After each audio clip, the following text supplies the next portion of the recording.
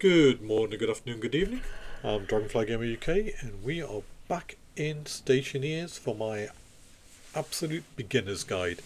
In the previous two sessions, showed you how to lay down frames like these, how to put up walls like these and the various permeations of them.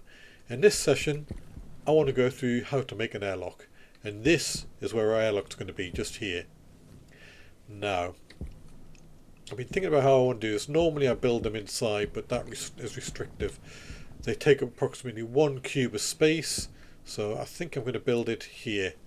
In order to do that, the first thing I need to do is seal the floor, because currently that floor is open. It's not like these that's sealed, it's open, so gas will escape.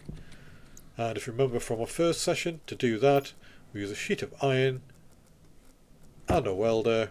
Turn our welder on with a sheet in the other hand, left click, and it's now sealed. Let me just put that back in there and that back in there, and that will become the floor of our airlock. Now it also needs 2 walls and a roof. That can be done with iron walls, so let's just bring up iron walls. I want the walls left and right to be see-through, but I want the roof to be solid. So to put them in place, if you remember from the previous session, next thing is iron sheets on the window frames, screw fills in, you can see it there again, screw fills in, and for the roof, boom, that's just filled the roof in, there we go. And then for the walls, because they're windows, we need glass in a hand, come up, place the glass, you can see the lines in there now, place the glass, see the lines in there. So that's the 2 walls, the floor and the ceiling are all airtight. Next thing we need are some doors. If you come back to your crates, you will find one of them which says airlock supplies. So let me just put these back in my hand. What we want here is door kits, which I've got there, and the active vent. We should have a passive vent, which we do there. Some piping, which we do there. We will start with that for now. We will need some more bits, but let's just get the basic airlock put up. So this is the airlock. I can walk through it, but obviously there's nothing there. Just stop the gas getting out, or on the moon, just stop your gas escaping once you pressurize this side. So what you do is, with the door in your hand, and I'll show you the various types of door you can have, right click, let me just rotate this to position you can see, and if you look, this one is a glass door. It has a controller here. That controller is on the opposite side, but this side, oops, if you look at the bottom, we have a network connection that side and a power connection that side. I'll go through these in more detail and the significance of them in another video, but for now don't worry about them. They're just there. It allows you to power the door and control it with an airlock control card. If I roll the mouse wheel, and I'll get a composite door. It's very similar. It has a controller there, network power on this side. Go on the other side, there's no network power. And that's the same on the glass door. There's only there's only a network and power connection on one side, but we don't want that one. We don't want a composite door. Next door is a roll door. I don't want that. That's useful for covering up things hidden in your walls. You might have ICs hidden behind it, integrated circuits. Let's build them all. That's easy. Let's build them all. Right, let's start with the glass door. So that's the glass door. So the next thing I need is plastic sheets. So I've taken the plastic sheets from my construction crate, swap them with the door in my hand, right click on a welder, do that. You can now see you've got a frame. Hover the welder to the side, it says crowbar, 2 glass sheets required. So glass sheets, crowbar, and now we have a door. Now we can't open it because there's no power to it. What we can do is we can come up with a crowbar on the door, left click and hold, and that forces the door open. On these doors you'll notice they protrude out the side. So that is why we have the next door, which is, let's do it here, the composite door. Again, left click, place it, Plastic sheets and a welder. Welder in your active hand. Right click turned on. Left click to place the glass, to place the plastic. And again, now we just need some glass and a crowbar to install the glass. Again, there's no power. I can't open this door. Can't do anything with it. Crowbar in my hand. Make sure when you're doing this with a crowbar, you only select the door. You can see you can select the whole frame, but you only want the door. So select one of the doors, left click, and you can open it, like so. And again, you can left click, close it, like so.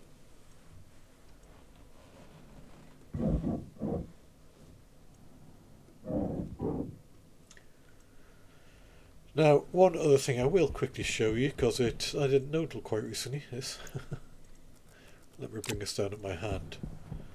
See, this is composite door. If I put the labeler in my hand, right click, turn on, click on the door, I can change this to whatever I want, and it actually states it, what I've just named it on there. I'm not sure if I can do it with this one. I don't know if this one actually has a label on it that you see. No, you don't. So there's no label on this one. You can't actually see what it's called. Where these composite doors, you can actually see what it says. If I go around this side, you can see it's on the other side there. Okay, so that's just something of note. You can use the labeler to name these doors.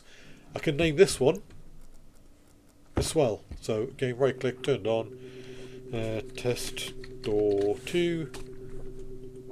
And that's not written anywhere. It doesn't appear anywhere on the door. But if I hover over it with the labeler, even with the labeler turned off, you see it's now called test door 2. Where this one's called test door. That is significant later on. You need to be able to label these doors and remember what they are. And if you can't remember what they are, hover over them with the tool in your hand and it will show you, as it says there, force open test door 2, force open test door. Right, so that's how to build these doors. That's those two types of doors. Unfortunately, I've only got 2 door kits, so I need to remove one of these. So let me just put that back in there out the way. I need to remove these doors to show you the 2 types. So how do you dismantle these doors? Well, you come with the angle grinder, left click, and that recovers the glass. Same on this one. Angle grinder, left click, that recovers the glass.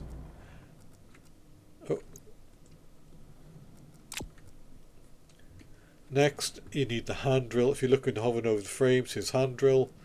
Put the hand drill in my hand, make it active, click, click to recover the plastic. And now it says wrench required to deconstruct. So then change that to a wrench. And there we go. We've now removed both those doors. So that's those 2 types of doors. What other doors are there? So we've covered glass door. We've covered composite door. They can both be controlled automatically via the network port, but they do need power. The next one is a composite rollover. So let's place that. You see it's just closed there. And then the last one is a manual hatch. Now this one, I don't need to do anything else to it. That's it. It's done. I can come up, click on the handle, it'll open and close. There's nothing behind it. You can't use it as a entry point. It's normally only used on the back side of one of these, so you might have an IC or a frame with an IC attached to it. You typically place this over the top and it hides the integrated circuit so you can't see it once you close it. It just looks like a wall. This one is a bit different. So this one, to finish building it, you need iron sheets in your hand and a welder. Turn the welder on, left click, and that's it done. It's used 1 iron sheet to make the door. Now I've left my welder on, hold on, don't do that. So click on the wheel to open it, and just on this edge here to close it. Now, one other advantage you can have with this, with the welder in my right hand, if I turn the welder on and click anywhere but the wheel, so the frame's yellow, takes a long time. There we go. I turn it off and I'll put that welder back in my hand, in my backpack. And this door is now locked. I can't open it. I've welded it shut effectively. Okay, that's just a little safety thing which is useful sometimes. It can be useful, but yeah, you can't open it. To unlock it, bring the welder back, right click, turn on, left click and hold. There we go. Turn the welder off, take it out, and now I can open the door again and close it.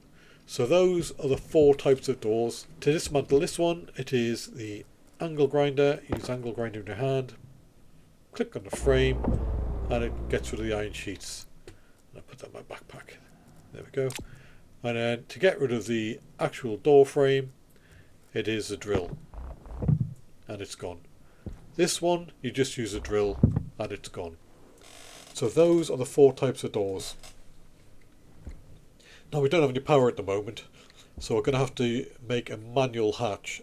To that end, I want manual doors. So selecting the doors, rotate to it like a manual door. You can see this doesn't really have a side. So just hover on this inner edge where I want the first door, come back, hover this edge where I want the second door. Then I want the iron sheets in my hand along with the welding torch. Select the welding torch, turn it on, left click on the frame, make that door, left click on that frame, make that door, turn that back off again and put it away. So I'm just going to open these doors and let it vent, because when I was welding, see all that gas coming out, it filled this room with pollutants. Let me just pick up my tablet. Oh, it's got my tracker on there, not the one I want. Where is the atmospheric analyzer there? Left click on the tablet, change the card, close that, right click on the tablet again, and now we can see there's nothing in here. But if I come into here, you can see there is a small amount of CO2 and pollutants. That is what's left from welding that door. Obviously there's a big hole in our base, so that gas is escaping. So we're just going to let that gas escape for now. I'm going to take my wrench,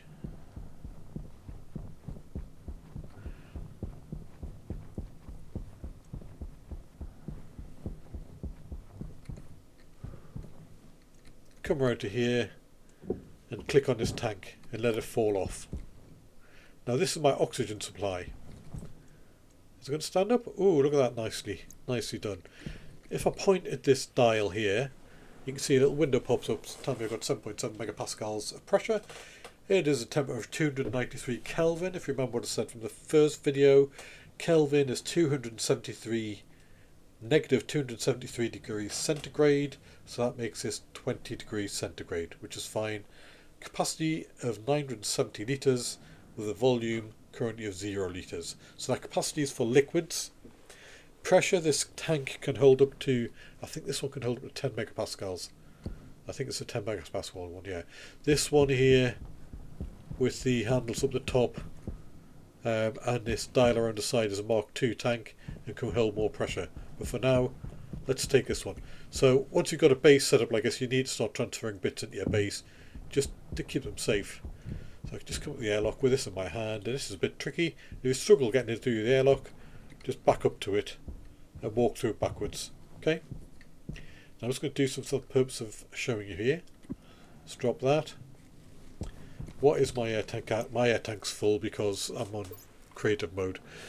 You see my air tank's currently 5,089 kilopascals. In the proper game that will drop down, and when it drops down to below 500 you start getting a warning. Just pick the tank up, drop it in this section here where it's highlighted, leave it there for a couple of seconds, pick it up, bring it back, and you pick it up just by left clicking and holding on it and dragging it, okay? And now that's got 7,500 kilopascals of gas in it. And this temperature pressure in here has gone from 7.7 megapascals down to 7.5, so we've transferred some of the gas from here into my oxygen tank, which I can use. Now the other thing I want to show you is, so this is meant to be an airlock, so let's just close these two doors. No, let's close these. No, let's leave this one open actually. So this is a typical configuration airlock. You come up to it, the inside door will be open, you go in, you close that door, open this one, and out you go. Go back in, you come back in, close this one, let the pressure in here build up, open that one, come back into here. So this is a typical configuration for an airlock. So what you would normally do is when the plumbing and everything's in place, You would walk into the airlock, close the door, activate all the vents to pump all the gas out of here. Once the pressure is down to 0, you can open the outside door and go out, and your gas has been saved. Now coming back in, you come in, you close this door, activate the vents to put pressure back into here, then you open the inside door and you come back in. Now we don't have any of the airlock set up properly at the moment. That's currently, some of it's in my backpack and some of it's in the lander. But what happens if you don't do that? So let's just release some of this gas. You can come around to the back here, and you notice there's a little knob here. And either side, you can see that's increase and that's decrease. I can say increase 10 megapascals, and what will happen is this will start venting gas from this tank. Pressure will start going down. You can see it going down. But if I put the tablet in my hand, turn this on, you can see the pressure in this room is going up. Now that should equalise at 10 megapascals, because that's what I set the dial to on the back of the tank. So just give it a moment or two. So we're coming up just over 8.5 kilopascals in the room now. You can see we've got 28.7 moles of gas in this room, with a capacity of 8,000 litres. So that's pointing in the general room here. The tank pressure, let's just switch the hands, point the dial again, it's now down to 6.59, 6.58. But that pressure's still going down, but the pressure in this room is still going up. We've got 9.15. If we just leave it, it's slowing down now, the speed's going up because the pressure's starting to equalise to what you want. We'll leave it a few more seconds. And now, after a bit of time, we're up to 9.9 kilopascals in the room, which is very close to the 10 kilopascals I set in this knob here. Let's try and pressurise the room to that value. It will stop when it gets to 10 kilopascals, and we'll stop losing any more gas out of the tank.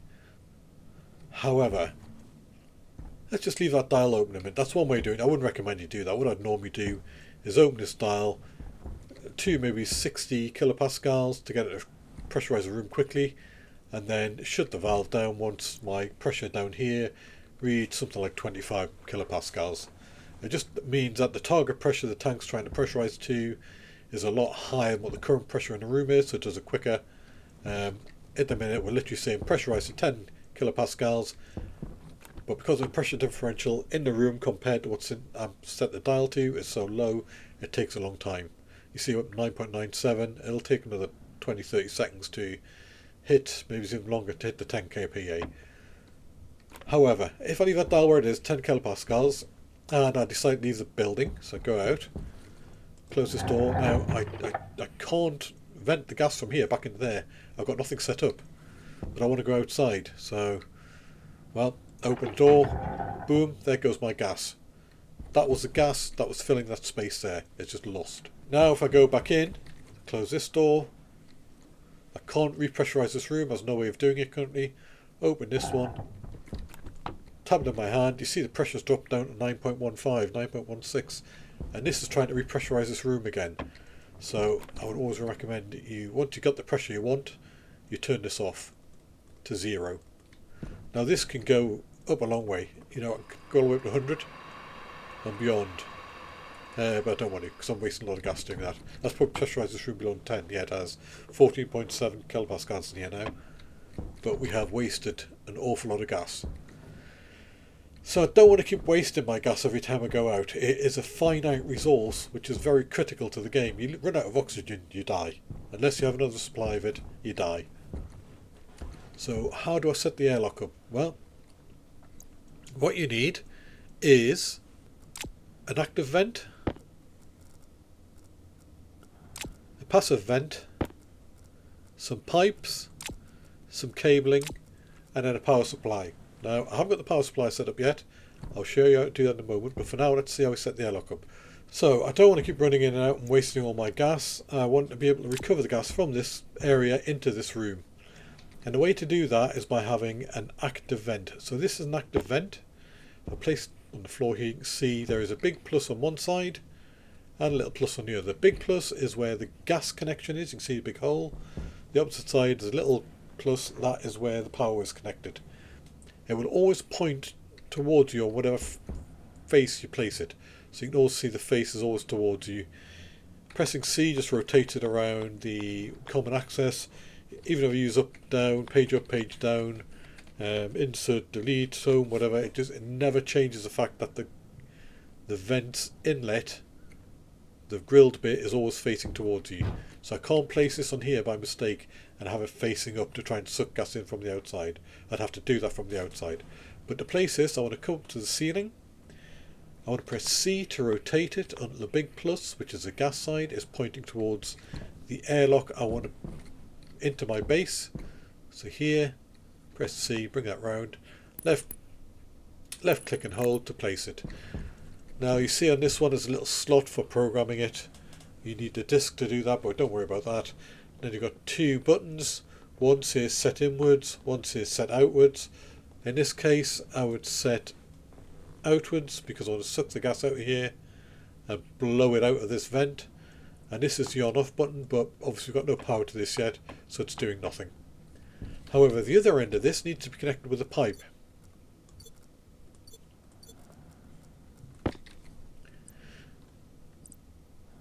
As you can see, as soon as I press C, it snaps to it, and I left click to place that pipe. Now I could, if I wanted, place something, a corner on here, so it's not very good, just the sun's behind it, and place that, rotate that. Now really the vent needs to be attached to a wall or a window, so that's a window above us, so it'd either have to be that way, or I'd have to use a straight pipe like that, or I could use a T like that, and have two vents, passive vents. And again, press C, just rotate through all the various permeations. Now all I really want is this way, so I click another bit of pipe on there, take the passive vent. Now the passive vent only has a big plus on it, there's no network connection or power connection. Bring that up to the end of this pipe, press C, it snaps to it. Same principle applies, the vent, the louvers on the front of it will always be pointing towards you. Left click and place. So now we know if we suck gas out of there, it will come out of here. Simple. However, currently I don't have any power. And that's what we're going to cover in our next episode. So for now, we've set up a manual airlock. Okay, it's not quite set up yet fully, but we have a base that is temporarily lightly pressurized, currently sat at 13.2 kPa, and we have a manual airlock with a couple of doors. In the next video, I'm going to show you how to connect power to your airlock. For now guys, it's Dragonfly Game Motion. Good night.